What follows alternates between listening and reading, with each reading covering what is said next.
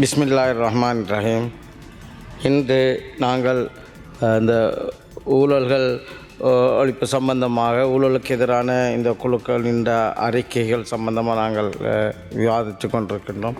உண்மையிலே இந்த நாட்டை ஒரு நல்ல ஊழலற்ற ஒரு நாடாக உருவாக்குவதற்காகத்தான் மக்கள் உங்களுக்கு ஆணைகள் வழங்கினார்கள்.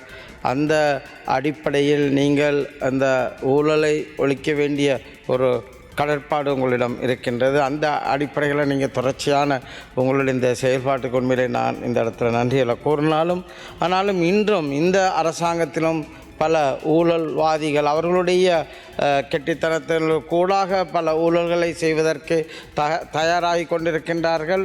அவர்கள் செய்த ஊழலிலிருந்து தப்புவதற்கும் தயாராகி கொண்டிருக்கின்றார்கள். அது செய்த ஊழலிலிருந்து தப்புவதற்கும் தயாராகி கொண்டிருக்கின்றார்கள். அதுகளுக்கு இடம் கொடுக்கும் விதமான செயல்பாடுகளையும் நாங்கள் பார்த்து கொண்டிருக்கின்றோம். அப்போ அதுகளை நீங்கள் உணர்கிற காலம் உங்களுடைய கால முடிவுக்கு பிறகு தான் நீங்கள் உணர்வீங்கள். அந்த நிலை இல்லாமல் தற்பொழுதே எந்த நோக்கத்தை கூறி வந்தீர்களோ அந்த நோக்கத்தை நிறைவு செய்கிற விதமாக கடந்த கால ஊழல்களை பிடிக்கிறதோடு இப்பொழுது நடக்கின்ற ஊழல் நடைபெறாத வண்ணமும் அப்படி ஊழல் நடந்தால் யாரே எந்த கட்சிக்காரர் என்ற எந்தவித பாகுபாடுகளும் இல்லாமல் எந்த பாராபட்சமும் இல்லாமல் அதற்கு நடவடிக்கைகள் எடுக்க வேண்டும் என்பதுதான் மக்களுடைய எதிர்பார்ப்பு. உண்மையில் நான் அந்த வகையில் அந்த விதத்தில் உங்களுடைய செயல்பாடுகள் அமைய வேண்டும் என்பதனை மீண்டும் கேட்டுக்கொண்டு உண்மையில் நான் கௌரவ ஜனாதிபதி அன்றகுமார் திசாநாயக் அவர்கள் இந்த இடத்துல பாராட்டுகின்றேன். யுஎன்ஏக்கு போய் ஒரு சமூகம் ஒரு மக்கள் ஒரு பலஸ்தீன மக்கள் மிகவும் பாதிச்சுக்கிட்டு இருக்கிறாங்கள். அந்த மக்களுக்காக உரிய முறையில் குரல் கொடுத்து அந்த மக்களுக்குரிய குரல் கொடுத்தமைக்காக எனது பாராட்டுகளையும் நன்றிகளையும் நான் இந்த இடத்துல கௌரவ ஜனாதிபதி அவர்களுக்கு கூறிக்கொள்கிறேன். அதே போல் தற்பொழுது அதாவது அந்த கொடுமைகளை செய்கின்ற அந்த அட்டூழியங்களை செய்கின்ற அந்த இஸ்ரேல் நாட்டவர்கள் இங்கும் வந்து அவர்களுடைய கைவரிசையை காட்டுவதற்குரிய முயற்சிகளை எடுக்கின்றார்கள். அதற்கு கடந்த கால அரசாங்கம் கொடுத்துச்சு.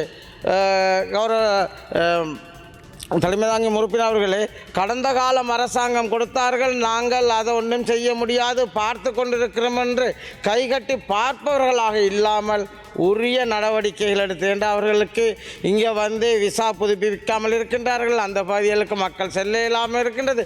பல பிரச்சனைகள் இருக்கின்றது. அதற்காக நேரடியாக நான் அரசாங்கத்தை குற்றம் சாட்ட வரவில்லை. கடந்த காலத்தில் விட்ட பிழைகளை சரி செய்வதற்காக தான் நீங்கள் வந்துக்கிறீங்க. அப்போ அதே மறுபடி சொல்லிக்கிட்டு இருக்காதுங்கள். அதே போல தான் நாங்கள் பார்க்கலாம்.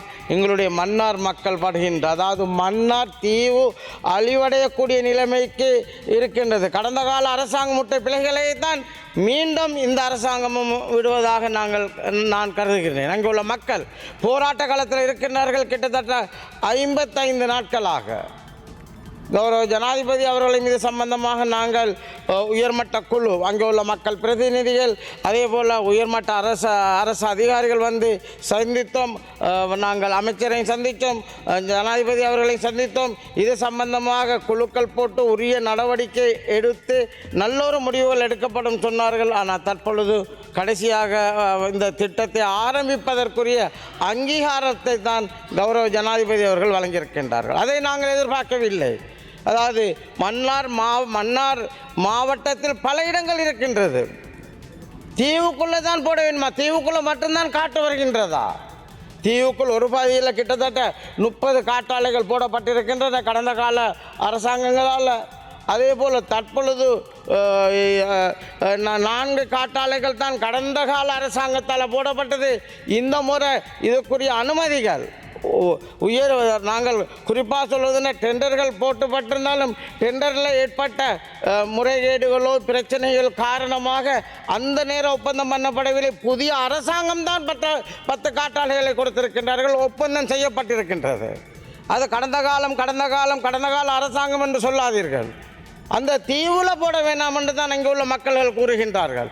அந்த காற்றாலைகள் போடுவதற்குரிய நிலத்தன்மை இல்லை. கிட்டத்தட்ட 4 கிலோமீட்டர் ஆழத்தை கொண்டது தான். தெற்கைக்கும் அந்த தீவில் தெற்கைக்கும் வடக்கைக்கும் எடுத்தால் 4 கிலோமீட்டர்.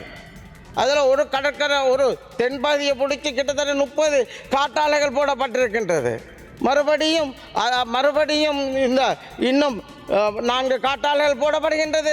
இன்னும் 10 இன்னும் பல காட்டாலைகள் வரும். இதற்கு எதிர்ப்பு தெரிவித்த மக்கள் அங்கே ஆர்ப்பாட்டத்தில் இருக்கின்றார்கள். அந்த நிலைமைகள் இது உண்மை குறிப்பாக கூறுவதென்றால் நாங்கள் கடந்த காலங்களிலும் சரி மாவட்ட ஒருங்கிணைப்பு குழு கூட்டத்தில் எந்தவித அனுமதியும் கொடுக்கவில்லை. எந்த கட்சி பாகுபாடும் இல்லாமல் சகலருமே அதுக்கு ஒத்துழைத்தார்கள். அதே போல தான் இன்றும் அதாவது உங்களுடைய அரசாங்கத்தை சார்ந்த என்பிபி அரசாங்கத்தை சார்ந்த மாவட்ட ஒருங்கிணைப்பு குழு தலைவரோடு அதுக்குரிய அங்கீகாரத்தை கொடுக்கவில்லை. என்ற மக்கள் எதிர்ப்பு அந்த அளவுக்கு இருக்கிறது. அங்கு தீவு அழியக்கூடிய நிலைமையில் அந்த நிலைமைகளை பார்க்காமல் இந்த அரசாங்கங்களுக்கு பெரிய ஒரு ஆச்சரியமாக இருக்கின்றது. 4 வேணுமென்றால் முடிக்கப்பட்டிருந்தது. நீங்கள் வந்ததுக்கு இன்னும் 10 கொடுத்தீங்கள். அதை நிப்பாட்டே இருந்துச்சு. அவங்கள கூப்பிட்டு கதைச்சு மன்னார் அதாவது அன்றைய எமக்கு ஜனாதிபதி அவர்களால் எங்களுக்கு சொல்லப்பட்டுச்சு, இதை நாங்கள் செய்யாவிட்டால் 2028ஆம் ஆண்டு இருளில் நாங்கள் மூழ்க வேண்டி வரும். அந்த அடிப்படையில் நாங்கள் இதை செய்ய வேண்டிய நிலைமை இருக்கின்றது. நாங்கள் எல்லோரும் சொல்கிறோம் என்னென்றால் தீவில் செய்ய வேண்டாம், தீவுக்கு இங்கால் எடுத்து பார்க்கலாம். கிட்டத்தட்ட மன்னார் தலைமன் இது குறிப்பாக நாங்கள் சொல்வது என்றால்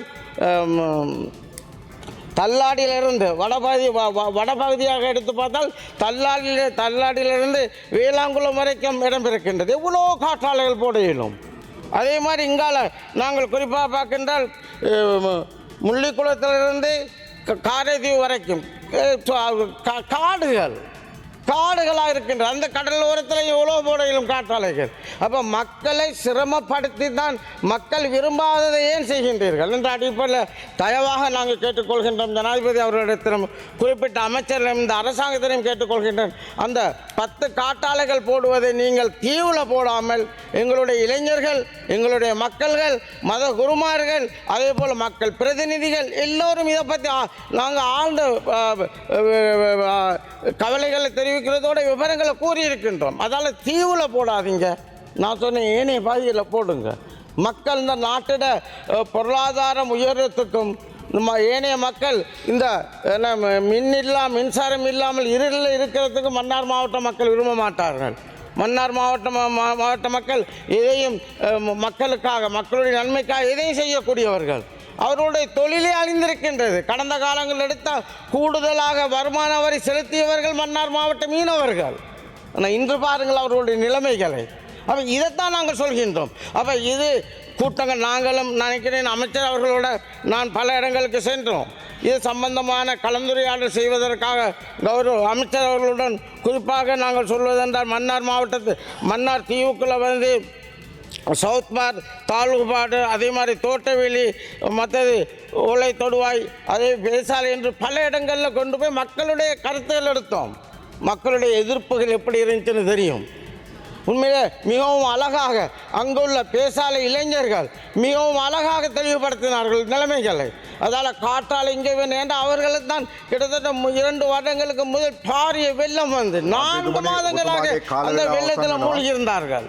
அந்த நிலைமைகளை வைத்து தான் மக்கள் எதிர்க்கின்றார்கள். அதிலும் குறிப்பாக பேசாலை மக்கள் தீவுலேயே கூடுதலான குடும்பங்கள், அதாவது மக்கள் வாழ்கிற பகுதி தான் பேசாலை. அந்த பகுதி மக்கள் கடும் எதிர்ப்பை காட்டியிருந்தார்கள். அவர்களும் சொன்னது தயவு செய்து தீவுக்குள்ளே போடாதீங்க, நீங்கள் மன்னார் மாவட்டத்தில் ஏனைய பகுதியில் போடுங்க. இப்போ சொல்கிறாங்க ஆஸ்திரேலியாவில் போடுறாங்க. ஆஸ்திரேலியாவில் போடப்பட்டுக்கிற இடங்களை நாங்கள் விசாரித்தால் மக்கள் குடிமனை இல்லாத பகுதிகளில் தான் ஆஸ்திரேலியாவில் போட்டுக்கிறாங்க. குடிமண்ண உள்ள பகுதிகளில் அங்கே உள்ள மக்கள் போட உளமாட்டாங்கள் போட்டிருக்க முடியாது. எனவே இதில் கருத்தில் எடுத்து அங்கே உள்ள மக்களுக்காக தான் நீங்கள் வந்துக்கிறீங்க. உங்களுக்கு தெரியும் கடந்த கால அரசாங்க நிலைமைகள்.